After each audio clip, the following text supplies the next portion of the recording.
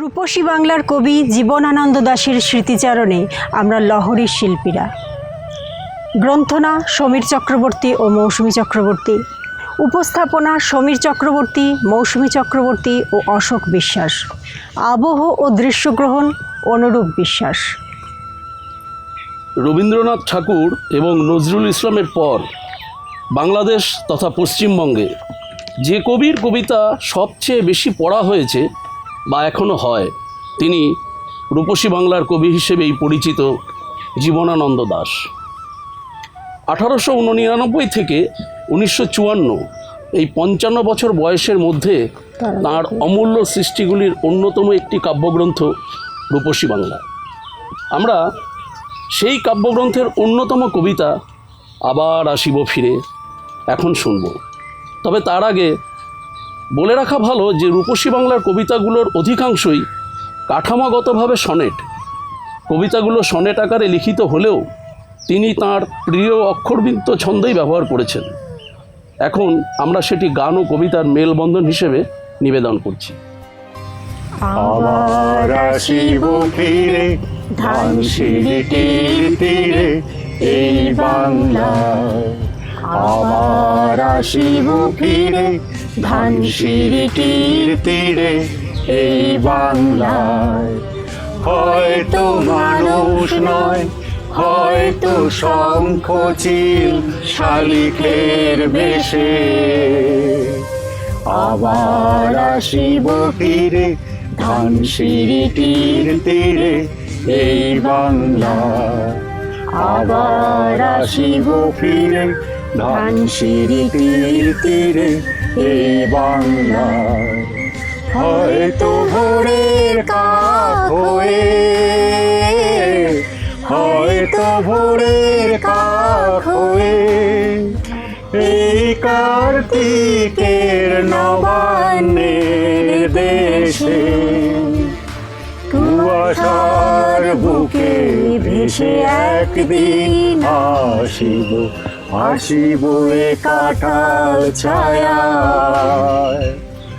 আবার আসিব ফিরে ধানসিঁড়িটির তীরে এই বাংলায়, আবার আসিব ফিরে ধানসিঁড়িটির তীরে এই বাংলায়। হয়তো বা হাসব কিশোরীর ঘুমুর রহিবে লাল পায়, সারাদিন কেটে যাবে কলমির গন্ধ ভরা জলে ভেসে ভেসে। আবার আসিব আমি বাংলার নদী মাঠ ক্ষেত ভালোবেসে, জলাঙ্গির ঢেউ ভেজা বাংলার এ সবুজ করুণ ডাঙায়। হয়তো দেখিবেছে সুদর্শন উড়িতেছে সন্ধ্যার বাতাসে, হয়তো শুনিবে এক লক্ষ্মী পেঁচা ডাকিতেছে শিমুলের ডালে। হয়তো খয়ের ধান ছড়াতেছে শিশু এক উঠানের ঘাসে ঘাসে, রূপসার ঘোলা জলে হয়তো কিশোর এক সাদা ছেঁড়া পালে ডিঙাবার। রাঙা মেঘ সাঁতরায় অন্ধকারে, রাঙা মেঘ সাঁতরায় অন্ধকারে, দেখিবে ধবল বক আসিতেছে নীরে। আমার এই পাবে ইহাদের ভিড়ে এ সবুজ করুণ ডাঙা, আবার আসিব ফিরে ধানসিঁড়িটির তীরে এই বাংলায়, আবার আসিব ফিরে ধানসিঁড়িটির তীরে এই বাংলায়। সকলেই কবি নয়, কেউ কেউ কবি। রূপসী বাংলার কবির এই বহুশ্রুত উক্তি বিভিন্ন সময়ে শোনা যায়। এরই সূত্রে তিনি প্রথম গুরুত্বপূর্ণ প্রবন্ধটি লিখেছেন, যার নাম কবিতার কথা। তার বিভিন্ন লেখায় রবীন্দ্রনাথের প্রতি তাঁর শ্রদ্ধা থাকলেও তিনি রবীন্দ্রনাথের বিপরীত মেরুবর্তী। সেই অর্থে তিনিই প্রথম আধুনিক কবিতার জনক। ধূসর পাণ্ডুলিপির বোধ, বনলতা সেনের অন্ধকার, মহাপৃথিবীর 8 বছর আগের একদিন, বাংলা কবিতার জগতে শিকড় ওপড়ানোর মতো রাবীন্দ্রিকতার অবসান ঘটিয়ে নতুন বীজ বনে। বাংলার প্রকৃতির প্রতি তাঁর ভালোবাসা প্রকাশ পেয়েছে তার বিভিন্ন কবিতার ছত্রে ছত্রে। সেরকমই দুটি কবিতা, বাংলার মুখ ও তোমার যেখানে স্বাদ, তার থেকে নির্বাচিত অংশগুলি এখন শোনাব। বাংলার মুখ আমি দেখিয়াছি, তাই আমি পৃথিবীর রূপ খুঁজিতে যাই না আর। অন্ধকার জেগে ওঠে ডুমুরের গাছে, চেয়ে দেখি ছাতার মতো বড় পাতাটির নিচে বসে আছে ভোরের দোয়েল পাখি। চারিদিকে চেয়ে দেখি পল্লবের স্তূপ, জাম, বট, কাঁঠালের, হিজলের, অশ্বথের করে আছে চুপ। ফণি মনসার ঝোপে সটি বনে তাহাদের ছায়া পড়িয়াছে। মধুকর ডিঙা থেকে না জানি সে কবে চাঁদ চম্পার কাছে। এমনই হিজল, বট, তমালের নীল ছায়া বাংলার অপরূপ রূপ দেখেছিল। এতক্ষণ আমরা বাংলার মুখ কবিতাটির নির্বাচিত অংশ শুনলাম। এবারে শুনব তোমার যেখানে স্বাদ এই কবিতাটির নির্বাচিত অংশ। তোমার যেখানে স্বাদ চলে যাও, আমি এই বাংলার পারে রয়ে যাব। দেখিব কাঁঠাল পাতা ঝুড়িতেছে ভোরের বাতাসে, দেখিব খয়েরি ডানা শালিকের সন্ধ্যায় হিম হয়ে আসে। ধবল রোমের নিচে তাহার হলুদ ঠ্যাং, ঘাসে অন্ধকারে নিচে চলে একবার দুইবার, তারপর হঠাৎ তাহারে বনের হিজল গাছ ডাক দিয়ে নিয়ে যায় হৃদয়ের পাশে। জীবনানন্দ তার প্রায় 20 বছর বয়স থেকে সাহিত্য সৃষ্টি করতে থাকেন।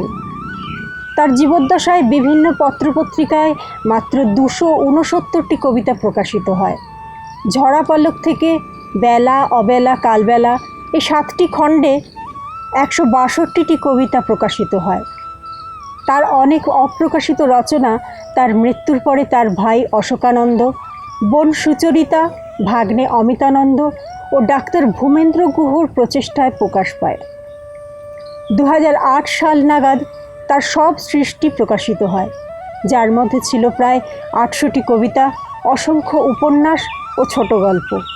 তার এই মূল্যবান সৃষ্টিগুলোর মধ্যে অমূল্য সৃষ্টি 31টি কবিতার সংকলন বনলতা সেন কাব্যগ্রন্থটি রবীন্দ্র স্মৃতি পুরস্কার পায়। সুরঞ্জনা সুচেতনা 20 বছর পর এর অন্যতম কবিতা। এখন আমরা বনলতা সেন কবিতাটি উপস্থাপন করব।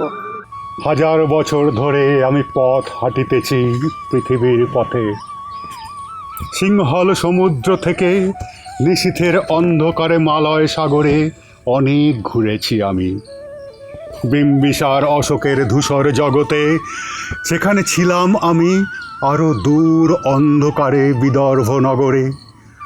আমি ক্লান্ত প্রাণ এক, চারিদিকে জীবনের সমুদ্র সফেন।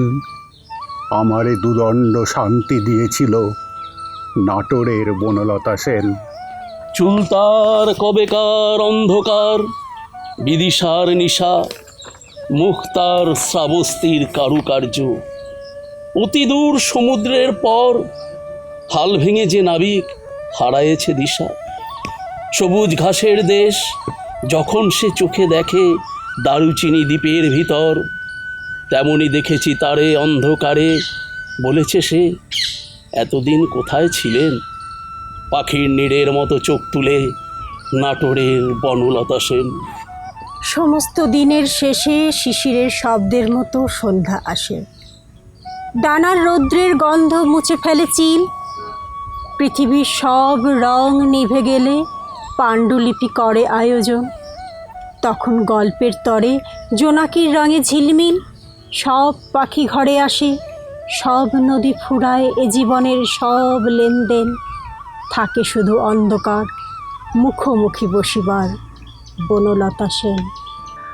মহাপৃথিবী কাব্যগ্রন্থের সবচেয়ে চর্চিত কবিতা 8 বছর আগের একদিন, সেটারই কিছু অংশ আমরা নিবেদন করছি এখন।